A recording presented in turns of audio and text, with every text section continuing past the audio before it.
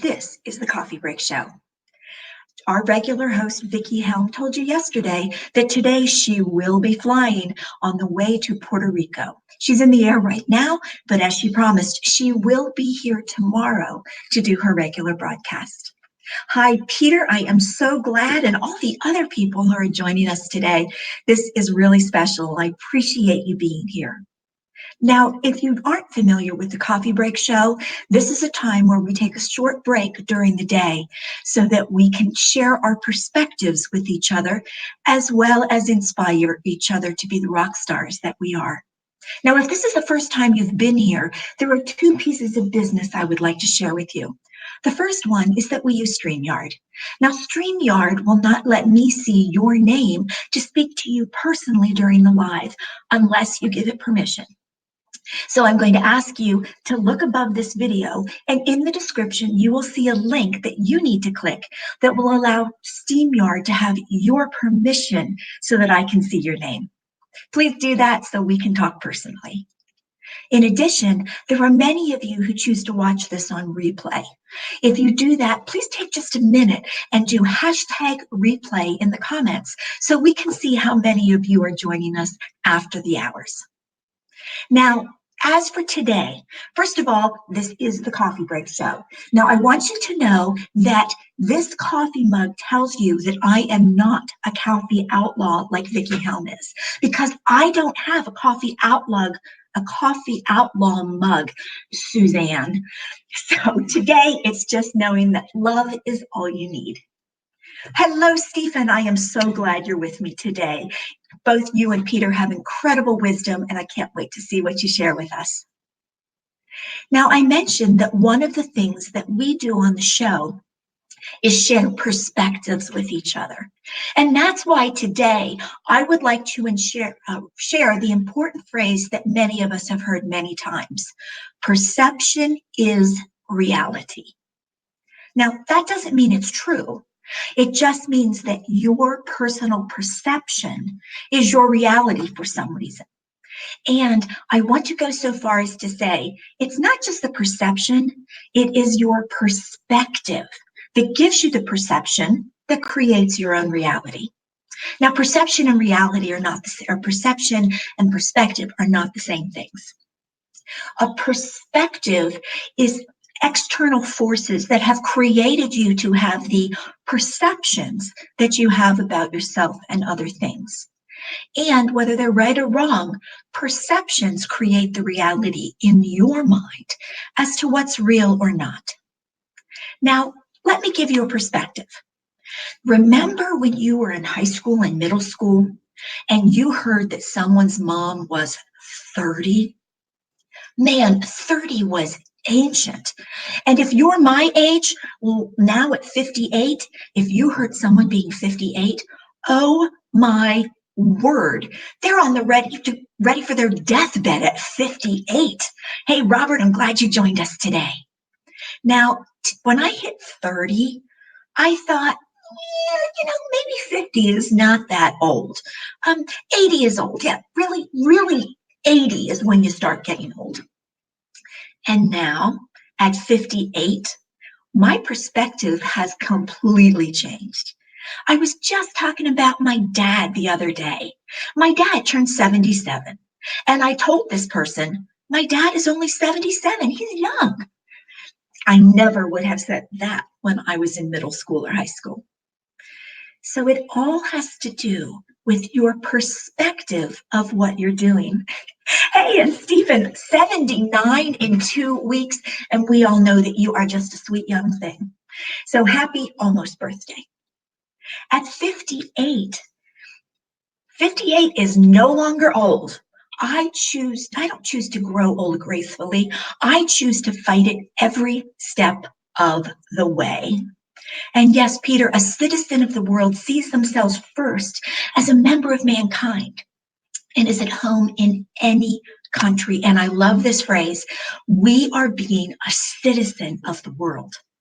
Now that is Peter's perspective because he has lived all over the place. And as a result, his perception is that we're a citizen of the world.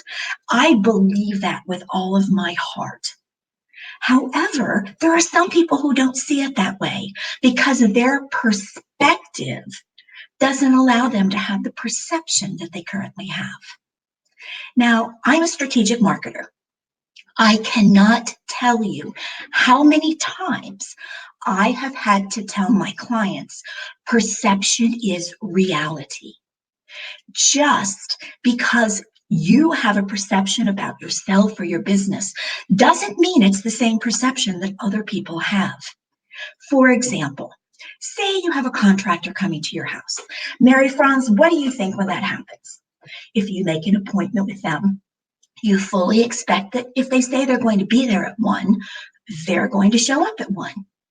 So you're ready, you're dressed, you're ready for them to show up at 1 o'clock, and now it's 1:05 and 1:10. And at 1:20, they ring your doorbell and they show up without apologies or a phone call that they were late. Now, if this is your first meeting with them, your perception of them is that they are late and maybe not as reliable as they could be. Now, whether that is really how they are all the time, your perception is that. So when other people ask, what do you think about Joe Smith plumbers? You're going to say, well, they did kind of a good job, but man, they were late. They're late all the time. Well, maybe they're not late all the time. Maybe every other time you see them, they're very prompt. But because of one experience, your perception of them is that they are late. And that's what you tell other people. And unfortunately, when you have a negative first experience with someone, you then believe all of the other things that could possibly go wrong do, because you have a negative perception right from the start about their business. Now, if you ask the plumber, oh no, I'm always on time. Well, maybe occasionally I'm late. Well, occasionally being late is not something you want to broadcast. How many contractors or other business people have you seen who have put a sign on the side of their van that says, we're usually on time? Really? You're usually on time? I'm probably not going to call you. Because if a perception is negative, it impacts your entire perception about them. Now, Peter just said, and when I love this quote, I love what Socrates said, an unexamined life is not worth living. True knowledge exists in knowing that you know nothing. I cannot teach anybody anything. I can only make them think. And so I ask you all to think about what you are and what you're doing. Now, there is another side of perception, and that's just not what you think of other people. It unfortunately has to do with what you think about yourself. Now, let's go back to perception for a minute. Perception is reality. So if you believe that you're not worthy, that you're not pretty, that you're too fat, you're too short, you're too tall, you could never be a business person, you could never do a Facebook Live, on and on and on with all of the negative talk that we give ourselves. You don't want to put that poison in your head. No one consciously wants to put poison in their head. However, their perspective is what creates those negative perceptions about themselves. And as I said earlier, once you have a negative perception, whether it's about someone else or about yourself, that is the poison that then says that everything you do is negative. Oh my word, I made a mistake. I told you I wasn't worthy. Oh wow, he's really skinny. Oh geez, I really do have a pot belly. Look how tall everyone is around me. I guess I am short. Those are perceptions. That doesn't mean they're reality. So look at your perspective on why you now believe those things. Could it be that someone told you that you weren't worthy when you were younger, that you had such a huge mistake in your life, or an observation? Maybe there was an opportunity that you didn't take, and you feel like it's changed your entire life and that your life will never be the same. And the old, what if? Well, if I had done this, if I hadn't done this. Mary France says, what you believe you attract. And boy, is that true. If anyone has been on this live before, you know that something that Vicky Helms says all the time is what you focus on grows. If you think negative things, you will have negative things in your life. If you see opportunity, you will have opportunities in your life. There are many people out there that society would have said, oh, geez, you're not really going to be much. For example, think about Helen Keller. Helen Keller got rheumatic fever. She suddenly became blind and deaf. Now, many people, especially at the time she was born, if they became blind and deaf, they sat in the corner of their family's home. They never did much of anything, and their family took care of them forever because, well, they were blind and deaf. But look at Helen Keller. Helen Keller went to college. She became a teacher. She made a profound impact on the world, and people still use Helen Keller quotes. Think about Sir Richard Branson. Now, Richard Branson has dyslexia. I don't know how severe it is, but I do know that he dropped out of high school because he found school very difficult because of that dyslexia. Now, he could have chosen any path he wanted to choose. He may have settled because he told himself, I can't really do anything. I've got dyslexia. But instead, he is an incredible inventor. He's an innovator.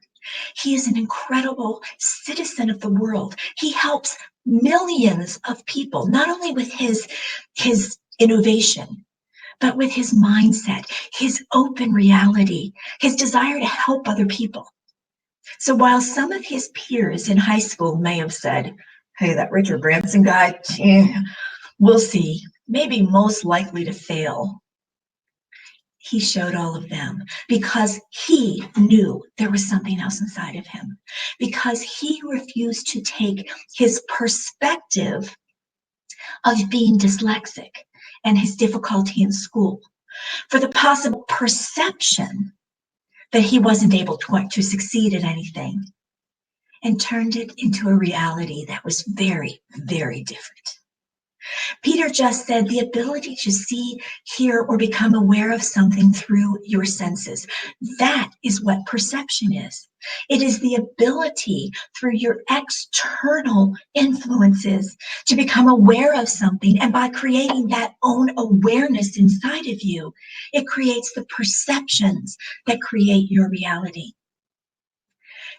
My daughter is 10. She has some learning difficulties. And now that she's in 5th grade, she's seeing that maybe those learning difficulties are creating some changes in her life. Earlier this week, she was crying at the breakfast table because she didn't like to be different. She didn't want to be different. And I told her, we're all different. We all have something. Sometimes it's physical, sometimes it's mental, sometimes it's opportunity. Sometimes it's just something that you put inside of yourself. Something that happened to you or didn't happen to you. Your perception became your reality. And I refuse to allow Ada to create a perception that limits her reality. Since the day she was born, I have told her every morning, and I still do at age 10, you are strong, you are smart, you are brave, and you're beautiful. Now, that may not have a lot of effect. I didn't think that it did for a long time until she was in a very, very scary situation. And I sat in front of this crying child because I needed her to do something. I needed her to actually get on a Eurorail. She was terrified. I sat on the floor in front of her and I just kept saying over and over and over, you are strong, you are smart, you are brave, you are beautiful. You are strong, you are smart, you are brave, you are beautiful. And eventually, I saw her shoulders relax. She stopped crying, and she got through the travel without any issues. And by the time we got to where we were going, she jumped off the tram like it was nothing. Because I reminded her that her perception is not necessarily reality. Now, Peter has said an example of perception is a visible perception that refers to the ability of an organism seeing objects in the world around them. That's absolutely right, Peter. Because if I've grown up in a certain type of household, if I grew up as a child of a multi-bazillionaire, well, my perception is, yeah, we've got maids. You don't have a maid. You need to think outside of where you are. You need to determine that not everything that you consider reality is reality for other people. Don't judge other people. There's an old phrase, don't judge a person until you've walked in their shoes. Sounds a little silly, but even if you don't walk in their shoes, come alongside them and look at the things that they are going through and what's different. That's what Sir Richard Branson does. He knows that there are people who are hungry. He knows that there are people who do not have the things that he has. And while I don't know him personally, I have to trust that while he has perhaps a lavish lifestyle, that he doesn't take it for granted because he realizes that that's his lifestyle, but that's not necessarily reality. Stephen, thank you for saying most people don't take time to think about their perception because to them it is reality. And that's the point. They don't think about their perception. People don't realize where their reality comes from. Sometimes if it's their perspective, a lot of people will take those things as, well, I didn't have the opportunity. I didn't get to go to college like she did. Well, I have a health issue, and that's why I'm heavier than I want to be or thinner than I want to be. Stop looking at the world around you. Look at what is inside yourself. Change your perception. Take Vicky Helm's advice. What you focus on grows. If you look at the negative things in your life, the things that you have decided are reality, change your perception. First, change your perception about yourself. You are strong. You are smart. You are brave. You are worthy. I knew there were affirmations out there, and quite frankly, I thought they were horse hockey. I've done some affirmations in my life. I kind of thought of them as rah, rah, yay, I'm great, I'm talented. And then I met someone who made everyone in our mastermind say something to a mirror. And the first thing that I had to say was, I love you. I had to look myself in the eye in the mirror and say, I love you. Man, that was hard. Now, not everybody may think that, but for me, that was excruciating. I had to say it 3 times. And so I looked in the mirror, I stared at myself, and I said, I love you. I love you. This is garbage. I love you. I thought it was nuts. And I did it a second day and a third day and a fourth day like I was supposed to, until I went back to the mastermind and someone cried. He said, I looked in the mirror. I said it one time and I sobbed. And then I realized I wasn't alone. I realized that too many of us don't love ourselves. And sometimes it's as simple as looking in a mirror and reminding yourself, look yourself in the eye and change your perception about yourself. We've had some great comments here. Robert Stern said, it is amazing how far some people will go to justify their behavior to themselves, just to pursue that self-perception. Wow, Robert, that is awesome. It is amazing how far some people will go to justify their behavior to themselves just to preserve that self-perception. Now, sometimes that's a positive self-perception, but I've seen way too many people who have a negative self-perception. Oh, I'll never do that. No, I didn't go to college. And they never look to themselves with the opportunity that exists. They make sure that every opportunity they see, they poo-poo. They find a reason not to take it because they want to preserve that self-perception. Even though it's negative, it's become their reality, and they don't want to change or transform themselves because change feels hard. They'd rather stick with what they know, with their comfort zone, that safe space, instead of turning things over into a reality, a new reality. Now, Stephen said, as a life coach, I must try to understand their reality and show them how to change how the perception will improve their life. Amen, Stephen. Many of us, as I told you, the mastermind that I was part of, the very foundation before we began everything else was to make sure that we loved ourselves. And then we added more affirmations. The next one, I am worthy. Wow. Again, for some people, that was a hard one to say, but I have to tell you, because someone helped me along, like Stephen helps other people along. Sometimes it takes another person to help you see that making that uncomfortable change doesn't just change your self-perception. It changes your perception about everything. It changes your perception about other people. It changes your perception about other cultures. As Peter said, we are citizens of the world. You may not believe that right now, but start telling yourself that. Change your perspective. Just in simple terms, technology has made our world so small. We are citizens of the world. But depending on your perspective, if you've lived in a very small cocoon in your life, in your reality, it's not until you expand your reality to know that other cultures, other people, other ways of doing things aren't bad. Peter tells us perception is key to gaining information and understanding the world around us. Without it, we would not be able to survive in this world filled with stimuli surrounding us. Boy, that is so true.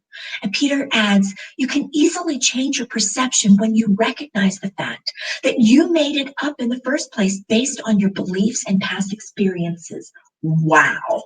Yes, that's the important thing to remember. You can change your perspective because you created it. Maybe you didn't create. I'm sorry, that's your perception. You created your perception. Now, maybe you didn't have control over the factors that created your perspective, the external stimuli that created you through your heart, your experiences that helped develop the perception that you adopted. And then it became close inside of you because you focused on it. You didn't believe there were options. As we wrap up today, I want to remind you, you are strong, you are smart, you are brave, and you are beautiful. Or let's say wise, because some of you guys, well, I mean, your spirits are beautiful, your hearts are beautiful. So let's put it that way. You are strong, you are smart, you are brave, and you are wise. Now, question, do you fall for your own perceptions? Let's test it. Now, some of you know that I don't drink coffee. So Robert Stern is thinking that in my cup, I have hot chocolate, which I love, by the way. Yay, Robert. But you know what's in my coffee mug today? Nothing. Absolutely nothing. Your perspective was that because Vicki Helm is our regular host, Vicki is constantly drinking coffee out of her Coffee Outlaw mug. Therefore, I must be drinking coffee. And for those of you who have read some of my posts or seen me online, you know I don't drink coffee unless there's it. And apparently there's some bad idea when you're an easy drunk. So no Bailey's coffee today, no hot chocolate, not even water. But your perspective was that because Vicki drinks coffee, there was probably coffee in my mug, or maybe even hot chocolate, or maybe even water. Your perception became reality, and voila, nothing. So realize how easy it is for all of us to easily develop a perception that becomes your reality that may not even be true. So yes, Peter, Vicki does love smart coffee. I actually love Logic coffee, but only, I'm sorry, Logic Tetra Blend, but only if it's in my morning smoothie. Thank you, everyone. I so appreciate you spending time with me today. Without Vicki being here, I wasn't sure how many of you would show up, but for those of you who did, thank you very much. And I want to remind you that tomorrow, the Coffee Break Show with Vicki Helm will actually have Vicki Helm live from Puerto Rico. So make sure you join us. We are going to be right here at 9 a.m. Pacific, 10 p.m. 9 a.m. Pacific, 10 a.m. Mountain, 11 a.m. Central, 12 noon Eastern. We're going to be 4 p.m. in Ghana, 5 p.m. in London, and 7 p.m. in Iraq. Thanks to our international audience. We're so happy that you're here today. So until next time, have a fantastic day. And remember, you are a rock star. Bye.